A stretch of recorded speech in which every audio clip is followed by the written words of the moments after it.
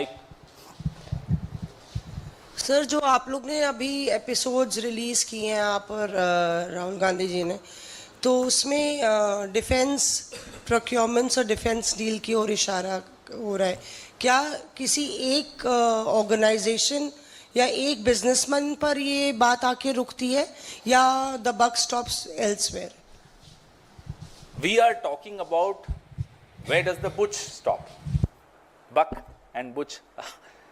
But when we were trying to uncover more and more on SEBI and the reasons why she is being protected, we got to know about certain more other things. We are investigating those things. We'll come back to you on more on this. But yes, it does point out, because every sector that you see, important sectors of the economy, are going under one person's control, Gautam Adani's control, Prime Minister's very dear friend's control, including the defense sector, whether it's cement, whether it's power, whether it's coal, whether it's ports, whether it's airports, and now defense. So as you saw in the video released by Rahul ji on his YouTube channel, how the website of an Israeli defense company is replicated ditto on Adani Defense. Nothing changes but the names. So government definitely is trying to push one man in the defense sector. We had in the past, Rahul ji had raised the issue of Rafale, how HAL under the UPA had got the contract which included technology transfer, which included manufacturing here in India by HAL, by a PSU. How it was snatched away from HAL and given to another friend of the Prime Minister, Mr. Anil Ambani. Likewise, now you see a repeat story of Rafale, but at a larger scale. Whether these are rifles, whether these are drones, you can go on the website and you will see. And it will be a shocking exposure to you, to all of us, how everything is identical. It matches. Just the names change. Vaibhav, Ajay, Hindustan के नाम है, product exactly वही है. तो PSU नहीं है अब गौतम अदानी है. इस पे हम और काम भी कर रहे हैं. बड़ा अच्छा सवाल था आपका.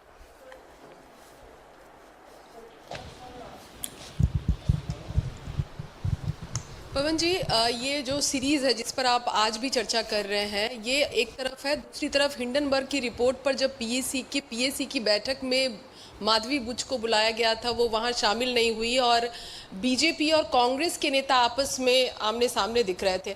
आपको लगता है कि ये दोनों जो कड़ी है वो जुड़ी हुई है? देखिए, पीएससी पर मैं बोलने के लिए अपने आप को अधिकृत नहीं मानता. उस पर हमारे पीएससी के चेयरमैन ने बोला था उस दिन. लेकिन हाँ, जनता, देश का विपक्ष, देश के पत्रकार हैरान हैं उस कदम पर जो उन्होंने उस दिन उठाया. इसमें कोई शक की बात नहीं. पवन सर, एक सवाल है. पहले माधवी बुच जी का कॉन्फ्लिक्ट ऑफ इंटरेस्ट दिखाया आपने, आज एक और मेंबर का सेबी के सदस्य का दिखाया. ऐसे कितने लोग हैं जिनके इस तरह के वेस्टेड इंटरेस्ट हैं, जो रेगुलेटर है वही इन्वेस्टर हो जाता है, वही अपनी प्रॉपर्टी को रेंट आउट करता है? ऐसे और भी लोग हो सकते हैं सेबी? हो सकते हैं. अभी मैं, जब तक मेरे पास कागज नहीं आएंगे, मैं नहीं दावे के साथ नहीं बोलूँगा. कई लोग हैं जो इस पे काम कर रहे हैं. कुछ इंडिपेंडेंट जर्नलिस्ट भी हैं जो इस पे काम मेहनत कर रहे हैं. उम्मीद करते हैं कुछ निकलेगा. पवन सर. कौन सर? This side. सर, आपने कहा कि माधवी बुच को लेकर तो आप खुलासा कर रहे हैं, एक और प्लेयर को किया, तो क्या लगता है आपको यही लोग हैं, और क्या सिर्फ डिफेंस सेक्टर ही है जहां तक ये बात रुकती है? क्योंकि आपने एक नहीं, तमाम कंपनियां जो लिस्टेड हैं वहां पर कहीं ना कहीं इन्वॉल्वमेंट का आरोप आप लोग लगा रहे हैं. पीएससी की बात पे आप नहीं कहना चाह रहे, लेकिन इसका सॉल्यूशन क्या है? कब तक ये चीज़ बाहर निकल के आ पाएगी आप लोगों के सामने और पब्लिक के सामने? ये सब चीज़ कैसे आएगी? क्योंकि ये आफ्टर ऑल आप बता रहे हैं, ये पब्लिक का ही पैसा है जो यहाँ से वहाँ, इधर से उधर किया जा रहा है अलग अलग शेयर्स के माध्यम से. तो क्या सिर्फ ये बॉल यहीं पर रुक रही है, और क्या सिर्फ इसमें डिफेंस सेक्टर ही है या और भी सेक्टर्स की बात सामने नहीं, आ और रही भी है? सेक्टर अवश्य हैं और होंगे। डिफेंस सेक्टर बहुत महत्वपूर्ण है। कारण जानना जरूरी। देखिए, सूरज की रोशनी सारे इन्फेक्शंस खत्म कर देती है। Sunlight is the best disinfectant. जानकारी होना जरूरी है, सब कुछ सामने आना जरूरी है, लोगों के सामने, पत्रकारों के सामने, मीडिया के सामने, हमारे विपक्ष के सामने, देश के सामने आना जरूरी है। ये जो सवाल हम पूछ रहे हैं, ये एक तरह से सनलाइट लाने की एक कोशिश है। फिर हमें मालूम पड़ेगा कि ये कितना, जिसकी जड़ें कितनी गहरी, किन किन सेक्टर्स पे ये प्रभाव डालता है, किन किन सेक्टर्स पे प्रधानमंत्री के दोस्त की रुचि है, क्या उस दोस्त को बचाने के लिए, उस दोस्त के हितों की रक्षा करने के लिए रेगुलेटरी बॉडी, इतनी महत्वपूर्ण रेगुलेटरी बॉडी, सेबी जैसी रेगुलेटरी बॉडी पे ऐसे व्यक्तियों को बैठाया गया जो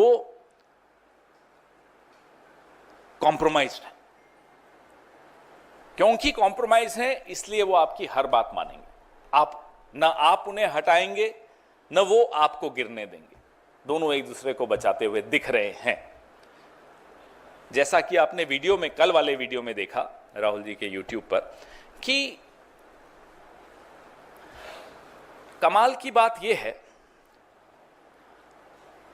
लोग बात करने लग गए, लोग सवाल खड़े करने लग गए कि ऐसी क्या मजबूरी है प्रधानमंत्री की कि एक सेबी की चेयरपर्सन से इस्तीफा नहीं ले पा रहे। क्या वो डरा रही हैं?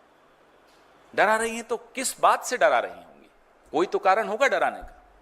क्या वो कारण गौतम अडानी है? ये सवाल बड़े जरूरी हैं और इनका जवाब ढूंढना उससे भी ज्यादा जरूरी है। जो आपने सवाल पूछा, उसका जवाब तभी मिल सकेगा जब इन तमाम सवालों के जवाब आएंगे। तब मालूम पड़ेगा किन किन सेक्टर्स में किसकी क्या इंटरेस्ट, किसके क्या हित हैं, जिनको बचाया जा रहा है। Sir, I'll just come back to you. Sir, आपने खुद कहा कि दोनों एक दूसरे से मिले हुए हैं, जुगलबंदी है, कॉम्प्रोमाइज हुए हैं, तो फिर जब ये सब पहले से आपको पता है कि कॉम्प्रोमाइज सरकार के साथ, क्योंकि आपको उम्मीद है कि कुछ इसमें होगा, सभी प्रमुख को हटाया जाएगा, कोई एक्शन लेगी सरकार? देखिए साहब, बात उम्मीद की नहीं होती। बात ये होती है कि हम जानते हैं कई चीजें, आप भी जानते हैं, हम ये भी जानते हैं कि जो अपने आप को सबसे ज्यादा मजबूत और वीर मानता है वो बहुत ज्यादा डर जाता है, कायर है। सेबी की चेयरपर्सन से डर गया। लेकिन जानने के बाद क्या हम डर के मारे घर बैठ जाएंगे? हम फिर भी खुलासे करेंगे, हम फिर भी सामने आएंगे। हम पर आप केसेस करें, हमको आप धमकियां दें, हमको आप लीगल नोटिस दें, आप करते रहिए। हमारी आप लोकसभा की सदस्यता छीन लें, घर से बाहर कर लें, आपको जो करना है कर लीजिए। विपक्ष की भूमिका में राहुल गांधी, विपक्ष की भूमिका में मल्लिकार्जुन खड़गे साहब, विपक्ष की भूमिका में पूरी कांग्रेस पार्टी, पूरा इंडिया गठबंधन लगातार खुलासे करेगा, डरेगा नहीं। Sir, I missed out a supplementary to my question, and you answered it in bits and pieces. There was mention of blackmail, as far as you know, she is blackmailing the PM or anybody in specific. Could you elaborate on it? Because the message to the public is a bit vague about Okay, what sort of a sure. blackmail is I that. don't think that people would find it, but fair enough. I understand your question. When there is a smoking gun, we've all grown up watching these movies. When there is a smoking gun, you know where everything is pointing at. Everything is black and white. All the charges are in public domain. There are certain charges where you don't even have a doubt, even an iota of doubt. How could it be possible is the question that comes to your mind the moment you see these charges. Yet, she is being protected. Why would anyone protect someone with so many questions about her professional life? The only reason is that someone is protecting her because someone is compelled to protect her. Compelled by her, compelled by Gautam Adani, compelled by your other friends, I have no idea. But that's the reason you are unable to remove anyone. आप UPA का दौर याद करिए। आरोप लगता था, बंदक को हटा दिया जाता था, गलत आरोप था तो भी हटा दिया जाता था। डर नहीं था। यहां डर है। क्यों नहीं था डर यूपीए में? अव्वल तो उस बंदे पर, उस व्यक्ति पर, उस मंत्री पर आरोप गलत होता था, हम जानते भी थे, लेकिन ठीक है, लोकतंत्र है, पारदर्शिता रहनी चाहिए, अकाउंटेबिलिटी, जवाबदेही रहनी चाहिए। जब तक आरोप सिद्ध नहीं हो जाते, चलिए आप रिजाइन कर दीजिए, और वो कर देते थे। न वो डराते थे, न हम डरते थे। आज आप पिछले 10 साल से देखिए, लगातार आरोप, और ऐसा नहीं कि और ठोस सबूतों के साथ लगाए गए आरोप, ऐसा नहीं यूं ही हवा में आरोप लगा दिए। उसके बावजूद प्रधानमंत्री इतना डरते हैं आरोपित लोगों से कि वो उनको हटाने की हिम्मत नहीं दिखा पाते। He does not show the courage to remove a single tainted person around him. I can give you a long list. So obviously this shows that under the UPA we had no fear seeking resignations of people who were proved to be innocent later. But under NDA, under Mr. Narendra Modi, there is a, हम लोग पहले कहते थे कि मोदी जी डराते हैं, माफ करिएगा अब मैं बदलना चाहता हूं इस सेंटेंस को, मोदी जी डरते हैं। और उनका डर इसमें दिखता है कि सेबी की चेयरपर्सन से भी डरते हैं, बृजभूषण शरण सिंह से भी डरते हैं। किस किस से डरते हैं लिस्ट में आपको भेजूंगा। सर एक प्रश्न था, ये माधवी बुच पहले ग्रेटर पैसिफिक कैपिटल में काम करती थी और उसके डायरेक्टर हैं शौर्य डोवाल। तो क्या आपको इस पूरे राजनीतिक आपराधिक जो नेटवर्क है इसमें कहीं अजित डोभाल की भूमिका? देखिए, हम लोग आपने देखा होगा इस मंच पर बैठकर ऐसी कोई बात नहीं करते जब तक कुछ ठोस सबूत नहीं है।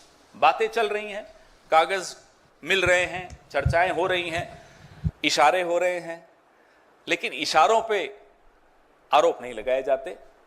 वक्त आएगा, साबित कर पाएंगे तो उस दिन जरूर बात करेंगे। अब मैं जा रहा हूं, धनतेरस है, कोई सवाल और नहीं। धन्यवाद।